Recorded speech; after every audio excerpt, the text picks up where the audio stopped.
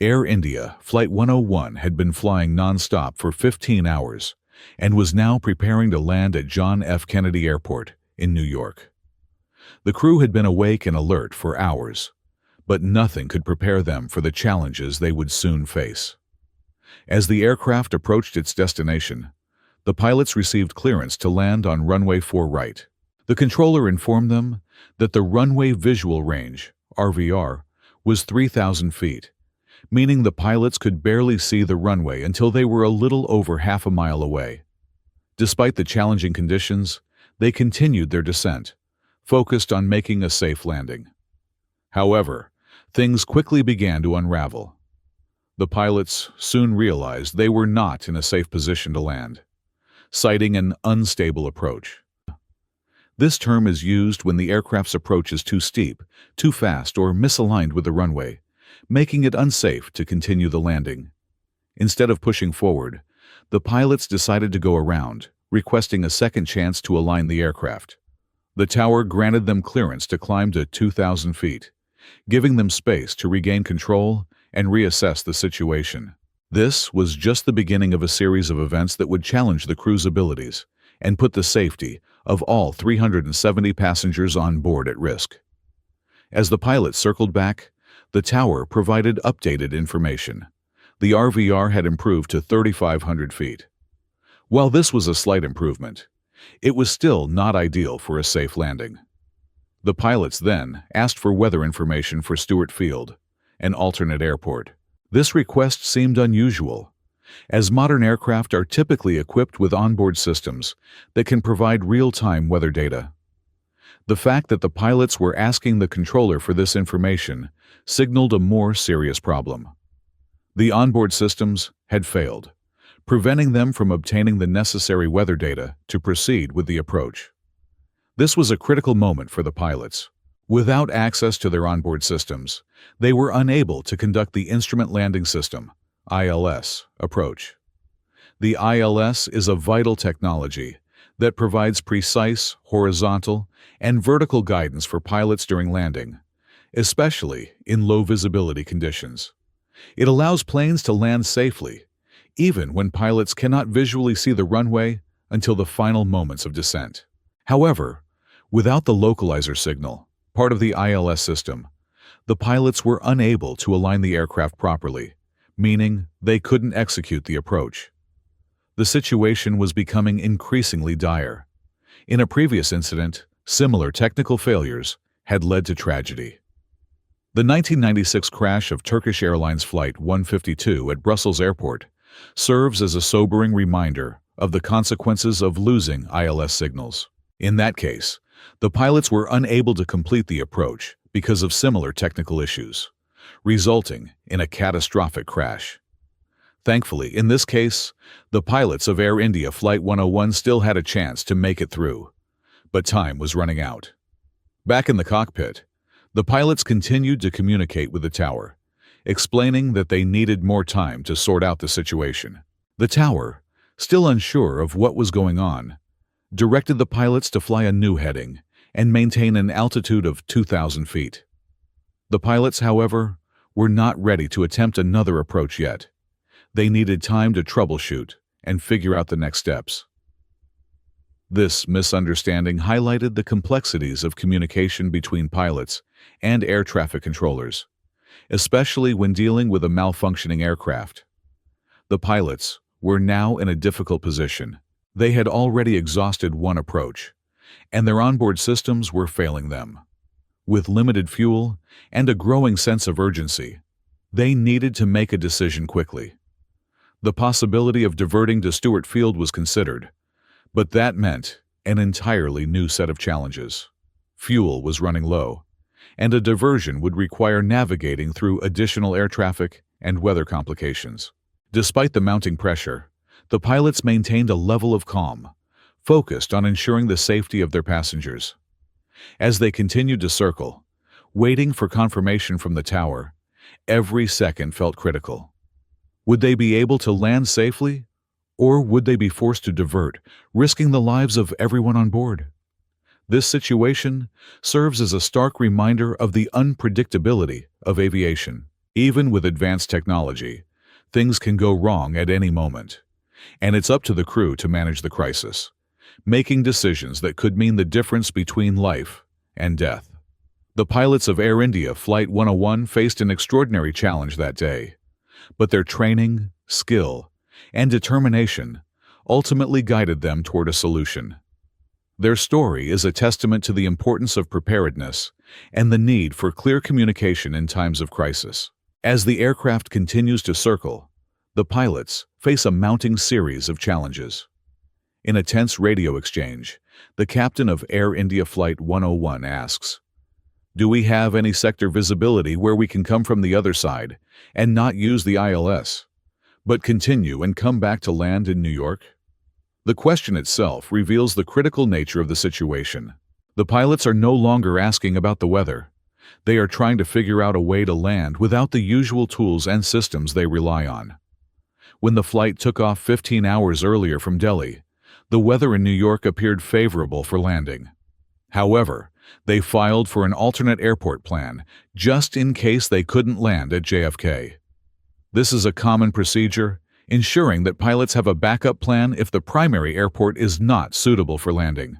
The alternate airport for this flight was Stewart Field, a relatively nearby airport, but the pilot's intention to continue attempting JFK indicates that they are not ready to give up on their original plan. The controller, however, interprets the pilot's request for weather information about Stewart Field as a sign that they are planning to divert. This misunderstanding is pivotal. The pilots are not asking to divert, but are looking for options to fly from a different direction and possibly land at JFK. They want to know if the weather conditions are better in another approach sector, which could give them another shot at landing. The pilot's request to potentially use the VOR, VHF omnidirectional range approach instead of the ILS highlights the complexity of the situation. The VOR approach is another method to guide the aircraft to the runway, but it still requires favorable weather conditions. They are seeking a way to make this work, even if it means taking an unconventional route. The controller responds with the latest weather report. The indefinite ceiling is 200 feet, and the RVR has improved slightly to 4,500 feet. An indefinite ceiling of 200 feet means the clouds are hanging just 200 feet above the ground, with no clear indication of when they might lift or improve. This is extremely low for a safe landing. While the RVR has improved, visibility isn't the issue. It's the ceiling, or how low the clouds are. Without the ability to see the runway clearly at lower altitudes, and with the cloud base so low, the pilots are still unable to safely land. The real problem, the pilots explain, is that they cannot lock onto the localizer signal, which is crucial for aligning the aircraft with the center line of the runway.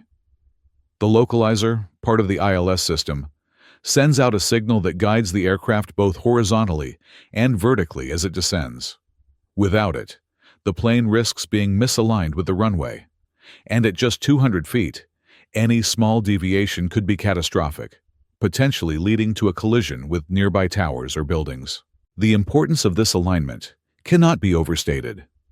As the pilots continue to explain the situation, they make it clear that while visibility may be fine, the lack of localizer signal means they cannot descend safely. Their instruments are simply not functioning properly, and as a result, they are unable to complete the ILS approach. The situation is now critical. They need the localizer to line up with the runway, but the system isn't working. Without the guidance from the localizer, the pilots have no way of ensuring that the aircraft will land safely and in the right place on the runway. This failure of the ILS system, however, is just the tip of the iceberg. The aircraft is also experiencing issues with its auto-land system, a feature that allows the aircraft to land itself without the pilots having to make manual adjustments. Auto-land is a standard feature on most modern commercial aircraft and can be a lifesaver in low-visibility situations. It works by coupling the aircraft's navigation systems to the ILS signal, allowing the plane to land automatically with minimal input from the pilots. In normal circumstances, this system would have made the pilot's job much easier and allowed for a hands-off landing in these challenging weather conditions. But today, the system is also malfunctioning. This auto-land failure is a significant blow to the crew. The system is designed to work in tandem with the ILS, providing both vertical and horizontal guidance to land the plane safely, even when visibility is poor. The fact that the auto-land system is not working, coupled with the localizer failure, leaves the pilots with few options. It's as though the most critical safety features on the aircraft have failed, and they are now forced to rely on manual piloting in incredibly difficult conditions. The pilots are now facing a dire situation with limited options. They have already gone around once, the weather conditions are still poor, and their aircraft's primary systems are failing. They are looking for any possible way to salvage the situation and land safely. The complexity of their predicament is not just technical. It's also about communication and decision-making under immense pressure. The crew's calmness and determination are the only things standing between them and a potential disaster. As the pilots continue to work through their options, they remain in constant communication with air traffic control, trying to figure out what will work and what won't. The struggle is not just about weather or equipment. It's about making the right decisions with the few resources available. The pilot's perseverance in the face of a technical breakdown is a testament to the importance of training, quick thinking, and teamwork when it comes to aviation safety. As the situation worsens, Air India Flight 101's pilots continue to search for any possible solution. One crucial component of the autoland system is the radio altimeter, which provides the aircraft with accurate data on its altitude relative to the ground. Without this system working properly, the aircraft cannot descend below a certain altitude, making it impossible to perform an ILS approach using the autoland feature. This is a major hurdle, as the pilot's options for a safe landing are dwindling by the minute. In a tense radio exchange, the controller asks the pilots, "What ceiling do you need?" The pilots, now fully aware of the gravity of their situation, explain that they need at least a 600-foot ceiling to be able to fly a different type of approach, perhaps a VOR approach, instead of relying on the malfunctioning ILS system. The controller begins searching for weather reports from nearby airports, hoping to find a suitable option for landing. The controller reports that Albany has a 600-foot overcast ceiling, and Boston Logan has a 500-foot overcast ceiling. However, these airports are far from ideal. They are not close enough, and the weather at those locations might not improve in time. Washington, D.C. is reporting a ceiling of 200 feet, which is essentially no better than JFK's conditions. This paints a grim picture for the crew. They had hoped for better weather conditions, but the reality is that the weather is consistently poor, and their options are limited. The pilot, recognizing the urgency of the situation, asks the controller to quickly find a solution. "We're burning a lot of fuel," the pilot says, "and the lower we fly, the more fuel we burn." This is a critical factor. The aircraft is running low on fuel, and the longer they remain at a lower altitude, the quicker their fuel reserves are depleting. The controller suggests climbing to a higher altitude to conserve fuel, which might give them a bit more time. But even with that, the pilot knows they cannot continue much longer without a solution. The controller then mentions Pittsburgh as a possible alternate, reporting a 2,500-foot ceiling. But Pittsburgh is over 300 miles away, too far to reach on the remaining fuel. The pilot's options are running out quickly, and the pressure is mounting. The controller asks again for the remaining fuel in minutes, knowing that every second counts. The situation becomes even more urgent as the pilot asks, "What about Newark?" Newark, just 20 to 30 miles away from JFK, might be a feasible alternative, but the weather there has been fluctuating. The controller reports that the weather at Newark has improved slightly, with a ceiling of 400 feet overcast. While this is still below the 600 feet the pilots need, it's a glimmer of hope compared to the conditions at JFK.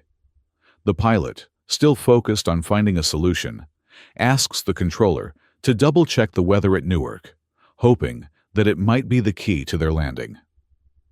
The controller confirms the weather improvement at Newark, and the pilots now have a new option. Newark may be the only viable airport left to land at. Despite the improvement in weather at Newark, the pilot's request for a 600-foot ceiling is still not fully met. The weather at Newark has improved to 400 feet, but this is still a risky situation. The pilots are now weighing their options carefully.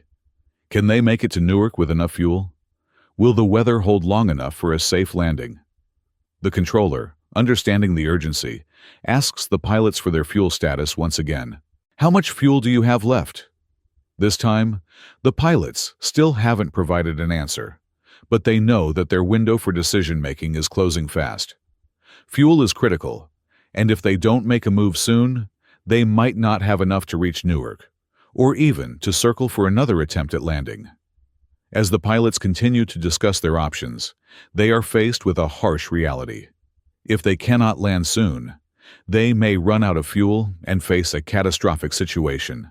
The controller, who has been working tirelessly to find a solution, has also started to see the gravity of the situation. Newark, while not ideal, might be their only shot at a safe landing. But even then, it will depend on the weather holding up and the pilot's ability to navigate the tricky approach. In the midst of all this, the pilot's voice cracks with the pressure. "Can we try Newark?" he asks again, a simple yet desperate plea. With fuel dwindling, the weather conditions still uncertain, and the aircraft systems failing, the pilot's final option may just be Newark. As the flight continues to circle, the clock is ticking, and every moment counts. The tense back and forth with air traffic control reveals the complexities of aviation safety when critical systems fail. Pilots are trained to adapt to unexpected situations, but even the best training cannot overcome the constraints of malfunctioning equipment and worsening weather conditions. The team is under pressure, not only to navigate these technical challenges, but also to make decisions that will ensure the survival of everyone on board. This is a story of perseverance, quick thinking, and the razor-thin margins that define aviation safety. As the pilots of Air India Flight 101 continue to grapple with the myriad issues plaguing their aircraft, they face a crucial decision: how to land at Newark with a malfunctioning instrument landing system, ILS, and failing onboard equipment. The pilot explains the situation to air traffic control. "We're unable to perform the ILS approach, so we're going to try the VNAV approach into Newark, if the ceiling is better than JFK." The controller, trying to assist, asks, "You want to do the VNAV approach into Newark, is that correct?" The pilot confirms, "That's right. It's our only option." This is where things become incredibly complicated. The VNAV approach is a method where the aircraft relies on its vertical navigation, VNAV system, instead of the ILS to guide its descent. The VNAV system is a set of flight management systems that provide guidance based on pre-programmed altitude and speed constraints, but without the precision of the ILS system. It's a secondary option, not ideal, but necessary in this dire situation. The controller clears the aircraft for the ILS approach to Newark, but the pilot will essentially be using the aircraft's own systems to guide the plane manually through the VNAV method. This means that the aircraft won't have the benefit of the localizer or glide slope signals provided by the ILS.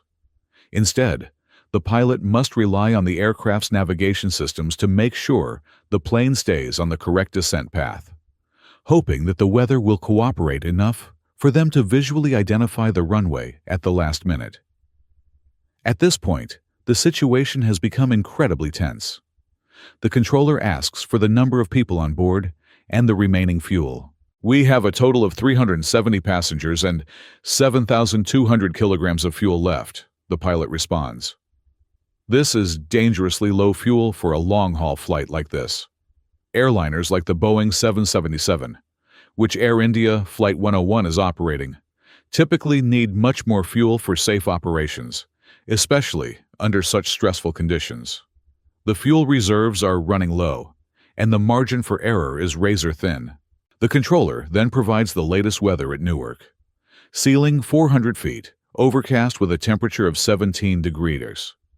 While this is better than JFK's weather, it's still 200 feet below the pilot's previously stated minimum ceiling of 600 feet required for a safe approach. With visibility still limited, the risk is high. The pilot's request to land at Newark is a last-ditch effort. If they can't make it to Newark, they'll likely run out of fuel and crash. Despite the better weather at Newark, the situation remains critical. The controller now gives them the final approach clearance. You are cleared for the ILS approach to runway 4 right at Newark. The pilots, however, are still navigating without the full ILS system, so they begin the descent with the VNAV approach in place, hoping that the weather holds long enough for them to visually spot the runway. Then comes a chilling warning from the tower. Altitude alert, altimeter 3012. This means that the aircraft is dangerously low, too close to the ground for comfort, and the pilots are at risk of descending too quickly. At this moment, the situation escalates further. The plane, still under autopilot, begins to level off unintentionally, another malfunction that could have been catastrophic. The pilots quickly realize that they must disengage the autopilot and manually take control of the aircraft. The pilots engage in a tense maneuver to avoid disaster. They aggressively push the nose down to continue the descent. As the plane reaches 400 feet, something remarkable happens. Through the thick fog and rain, the pilots finally spot the runway. At the last possible moment, they visually acquire the runway and adjust their approach to make the final landing possible. With a steady hand, they maneuver the aircraft into position for a successful landing, saving all 370 passengers on board. As the aircraft touches down safely, a massive rainstorm suddenly hits the area, drastically reducing visibility. If the pilots had tried the approach just 10 minutes later, they likely would have never seen the runway in time and could have run out of fuel, leading to a potentially catastrophic crash. The timing of the approach could not have been more critical, and the pilot's quick thinking and skill under pressure saved everyone on board. As the plane taxis to the terminal, the crew's relief is palpable. They have averted disaster, but it's clear that this flight, which began like any other, turned into a life-or-death struggle against malfunctioning systems and worsening weather conditions. The story of Air India Flight 101 is a testament to the skill, training, and determination of the flight crew, who, despite facing overwhelming odds, kept their calm and ensured the safety of their passengers. If you enjoyed this video, be sure to check out others on the channel for more insights into aviation incidents and the incredible resilience of pilots who face extraordinary challenges. Until next time, this has been another Pilot Debrief.